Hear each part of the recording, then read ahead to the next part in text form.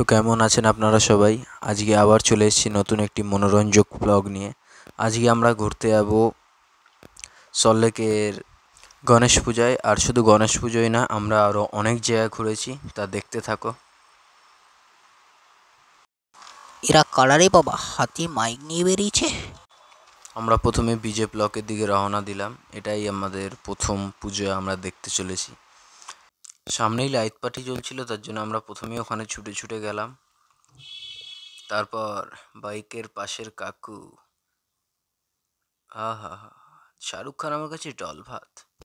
তারপর এক পা দু পা করে হাঁটতে হাঁটতে আমরা সামনের দিকে এগিয়ে গেলাম মণ্ডপের দিকে। গিয়ে দেখি এক ঝাঁক পুলিশ দাঁড়িয়ে কিচিরমিচির করছে। বাবা, পুলিশ কাকু কি মারে জানেন?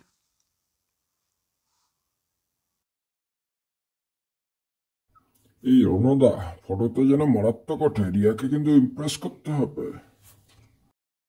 এরপর আপনারা একটু পুজোটা দেখুন, তারপরে আমরা গে যাচ্ছি।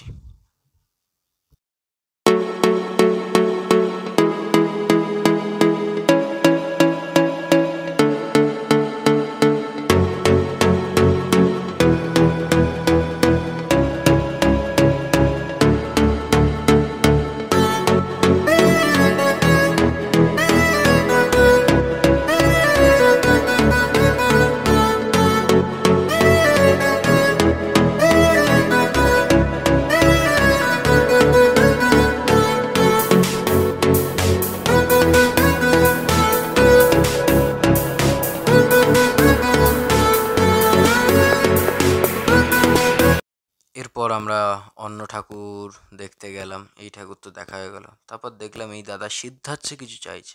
ভগবান, এবার পাতলা করে দাও ভগবান, আমি তরকারির ঝোল খাওয়া ছেড়ে দাও ভগবান। সে যাই চাক দাদার ব্যক্তিগত ব্যাপার, কিন্তু সামনে গিয়ে দেখলাম গণেশ বাবাজির পাশে তো লক্ষ্মী ছিল না, কিন্তু লক্ষ্মীকে বাইরে রেখে দিয়েছে। কি সুন্দর লাগছে, তাই না? দেখুন, এটাও একটু মন জুড়িয়ে দেখে নিন। তারপর আমরা যাব আরও ঠাকুর দেখতে। সল্টলেকের আর কোথায় ঠাকুর হয় আমরা জানতাম না, তা আমরা তখন আর কি দেখছিলাম যে কোথায় যাওয়া যায়। আর আমরা ঢুকেছিলাম ব্যাক সাইড দিয়ে, লোকের সামনে দিয়ে ঢুকে আমরা পিছন দিয়ে ঢুকেছি। আমাদের সোয়াগই আলাদা, তাই না? চলো যাওয়া যাক সামনের দিকে, দেখা যাক সামনের দিকে কিরম লাগে দেখতে। আমি কখনো আর কি খুব বড় করে গণেশ পুজো হওয়া দেখিনি, তাই আমি এটা দেখে খুব খুশি হয়েছিলাম। তো আমি ভাবছিলাম আরও কোথায় হয় সল্টলেকের, আগে যাই, গিয়ে দেখি। সাধারণত দুর্গা পুজোই এরকম বড় টড়ো করে করা হয়, গণেশ পুজো আমি তো দেখিনি।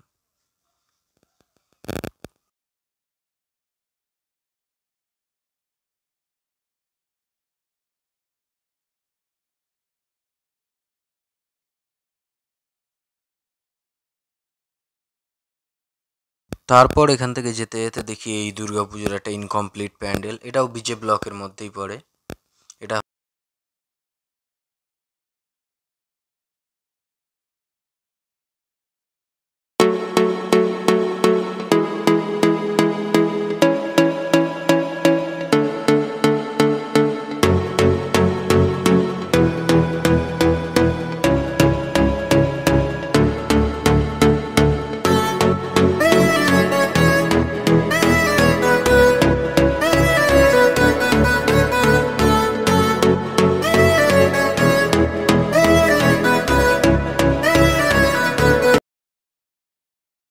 যেতে যেতে চোখে পড়লো এই ফুল।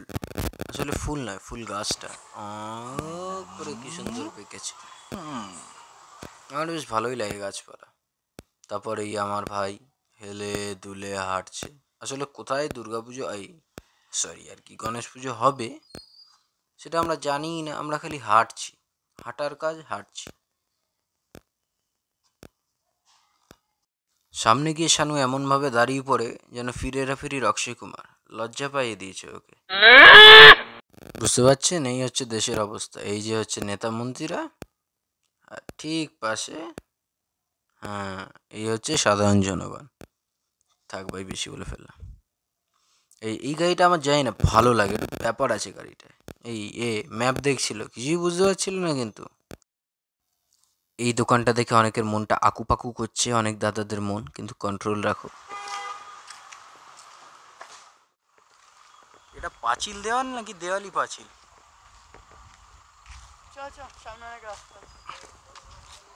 চলো দেখা যাক। দুনিয়া আর সজ্জনों देख के चलो सामने ছেলে ধরা হতেই পারে।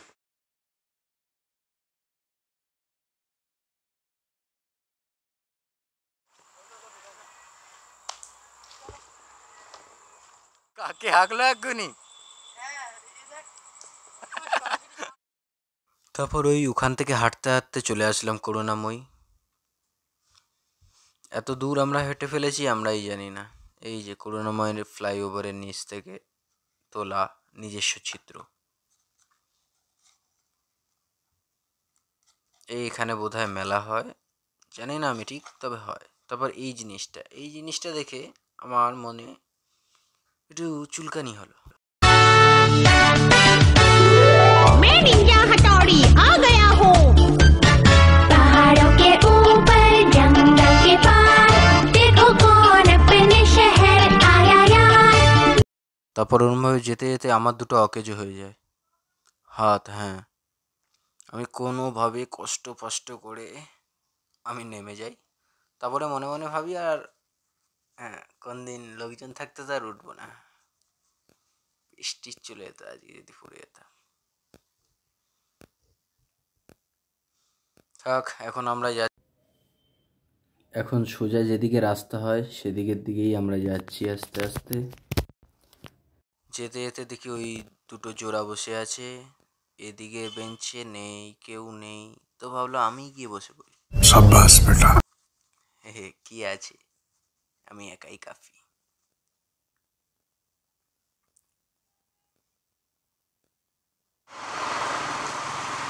Horror film.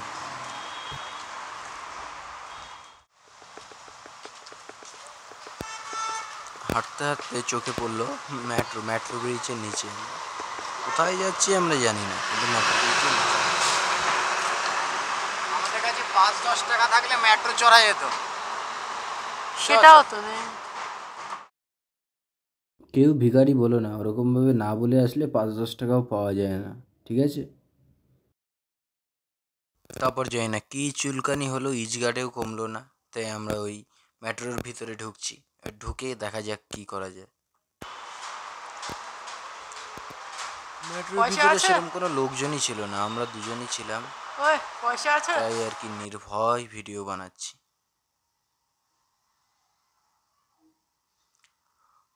সোজা রাস্তা পার করবো আমরা, টাকা নেই, নইলে মেট্রো চড়া যেত। London guys. ওখানে পাতি লন্ডন দেখে এদিকে টিকিট কাউন্টার। আমি ভাবলাম আমার ভাইয়ের কাছে পয়সা আছে, কিন্তু ওর কাছেও নেই। তারপর ওদিকে যেতে যেতে দেখি এই ওহো, এনারা কেউ দেখেনি আমাদের। কি ঘড়ি হ্যাঁ? তারপর এইখানে তারপর আর কি করা যায়, চলন্ত এলিভেটর উপর থেকে নিচে নামলে কি হয় সেটা আমরা টেস্ট করার জন্য প্রথমে ওকে পাঠাবো। এবার দেখি না, আমিই যাই। জানতাম এলিভেটর অনেকক্ষণ ধরে একা একা চললে ওটা সেন্সার লাগানো থাকে, বন্ধ হয়ে যায়। কিন্তু যে আমার বেলা বন্ধ হয়ে গেছে, আমার হার্টবিট। ওই সময় আমার বুকে আর জলই ছিল না। আমি ভাবলাম এই বন্ধ হয়ে গেছে, কেস খামারি খেয়ে যাব, আবার বাবা এসে মারবে, একদম রিস্ক নেওয়া যাবে না।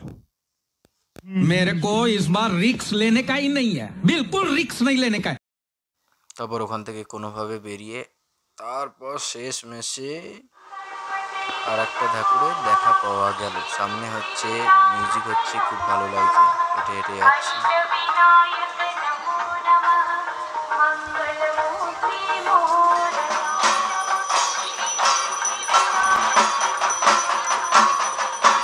খুব সুন্দর হয়েছিল এখানকার ঠাকুরটা। এটা কোন ব্লক আমি বলতে পারবো না, কিন্তু তাও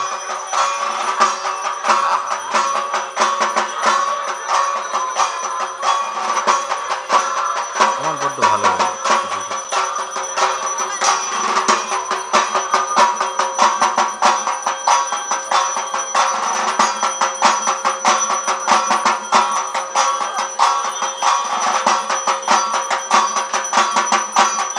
আচ্ছা বলুন তো এটা কে?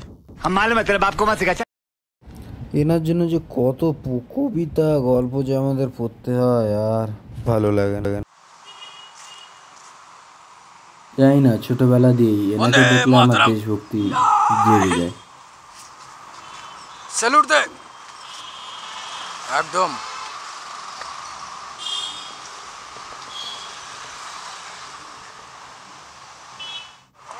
এরপর হাঁটতে হাঁটতে নিজেদেরকেই নিজেরা চিনতে পারছিলাম না। এখনো যেতে হবে অনেকটা সোজা, তারপর গিয়ে আসবে বাড়ি। আমাদের মন্তব্য এখন কিন্তু আসেনি। মুখে এক ফোঁটাও চলো কষ্ট বন্ধুরা, নেই। নতুন হয়ে যাওয়ার জন্য লাইক।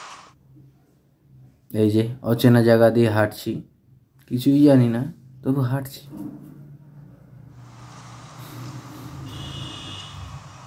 এবার বাড়ির দিকে রওনা দিচ্ছি আমরা, কিন্তু বাড়ি কোন দিকে সেটা আমরা জানি না। হ্যাঁ, জেব্রা ক্রসিংটা কোথায় আছে? দেখ নেই। এই ফুটবল খেলা দেখে প্রচণ্ড ভালো লাগলো। ছোটবেলা কি ফুটবল না খেলেছি। ঠিকই আছে, লেস ফুটবল, লেস ফুটবল।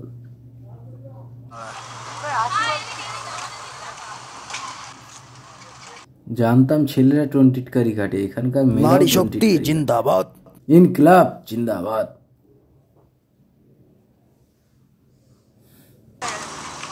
কোন আমাকে জায়গা? একজন বললো সোজা চলে যাও, তোমার বাড়ি পেয়ে যাবে। আমার খালের মাছ বলেছে। সামনে খাবার দেখেই শানু একেবারে ভাল লাগছে জানো? ভালো লাগবে না? ফ্রিতে পাথর চিবিয়ে খায়। একটু চলে দেবে। Mission complete. দুবার নিলাম। প্রথমে নিতে তো ভয় লাগছিল, কিন্তু দুবার নিয়ে ফেললাম। সামনে আরে যেতে মেসি যেতে- শানু মেসি, অটোগ্রাফ অটোগ্রাফ। তারপর যেতে যেতে এর দুটো বন্ধ করে দেয় পা কাজ করা। তবেই সমাপ্ত করি আজকের এই ব্লগ। ভালো থাকবেন।